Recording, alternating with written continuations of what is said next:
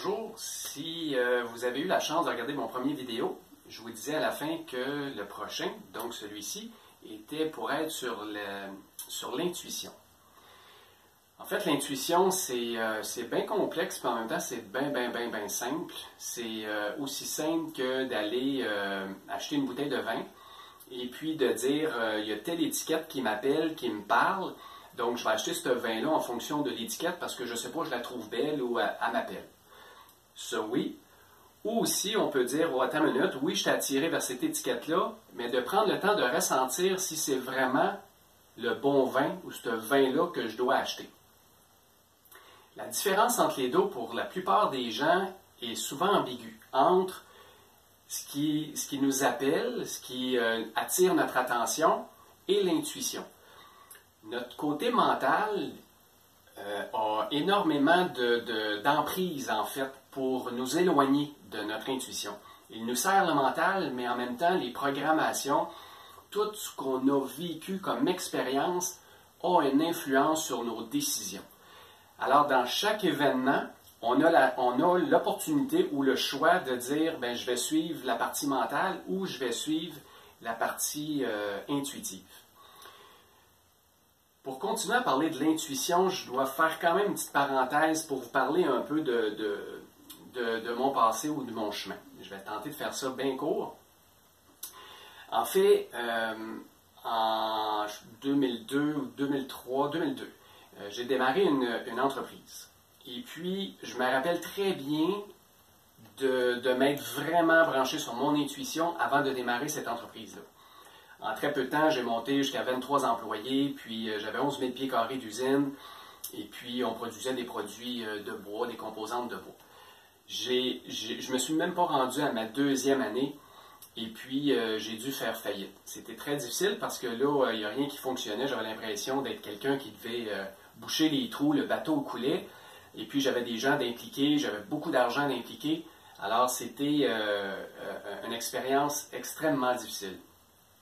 Je le comparais en fait à quelqu'un qui était pour sauter en parachute, puis je m'imaginais tout le temps, parce que je me levais avec ce stress-là tous les matins, puis je m'imaginais tout le temps quelqu'un qui était pour sauter en parachute, parce que je ne l'avais pas fait à l'époque, puis je me disais, sauter en parachute, ça doit être comme ça, tu dois te sentir là, tellement nerveux, avoir tellement peur que ça doit prendre toute la place.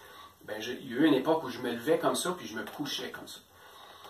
Vous allez voir pourquoi je vous raconte ça, c'est qu'à partir du moment où, dans cette année, un peu plus tard, 2004, parce que comme je vous dis, je n'ai pas fait les deux premières années, à un moment donné, j'ai tout lâché. J'ai tout lâché, je me suis mis à pleurer des jours et des jours, puis là, je me suis dit, s'il y a quelqu'un en haut où on peut avoir de l'aide à quelque part, ben, ce serait le temps, là, genre, je commence à en avoir besoin. À partir de ce moment-là, mon bateau a vraiment commencé à prendre une autre direction. Avec beaucoup de recul plus tard, j'ai réalisé que c'était mon intuition qui m'avait emmené là.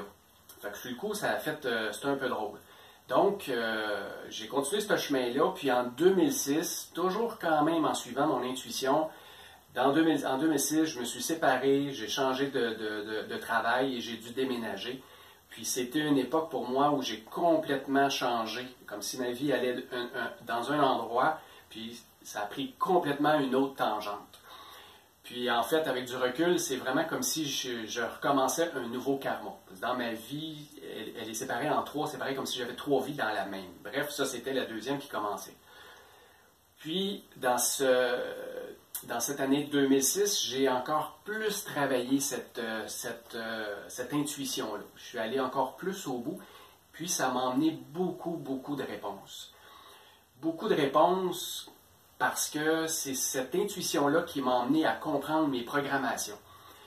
Moi, j'avais besoin de marcher. Il y en a des gens qui ont besoin d'aller voir un thérapeute. Il y en a d'autres que c'est d'autres façons qui ont besoin d'être. Il y en a qui ont besoin de danser. Il y en a qui ont besoin de bouger pour faire bouger le corps, pour avoir des informations.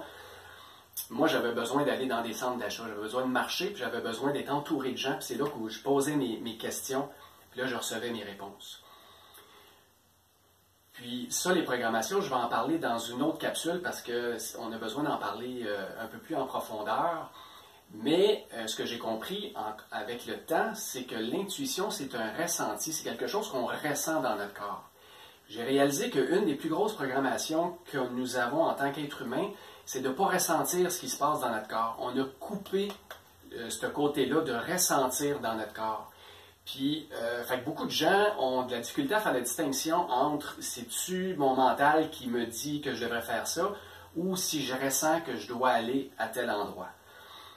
Donc, il y a la peur de ressentir et il y a la peur de se tromper. Mais de se tromper, pourquoi? Comment on peut se tromper en suivant notre intuition?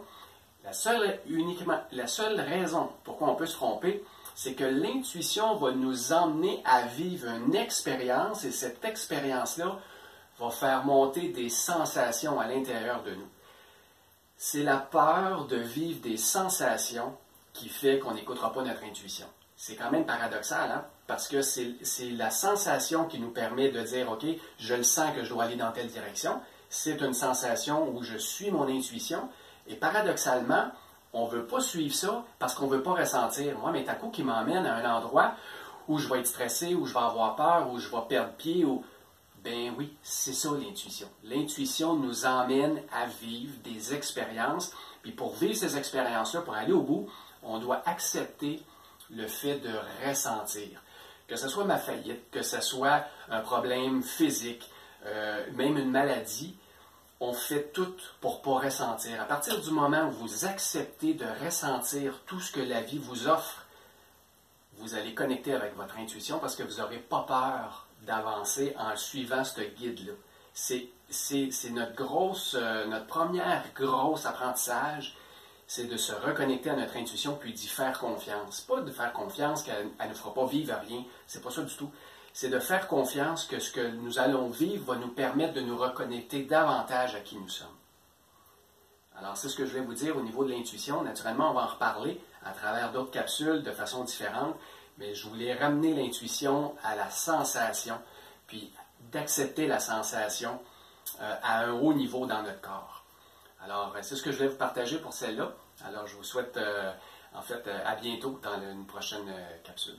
Bonne fin de journée.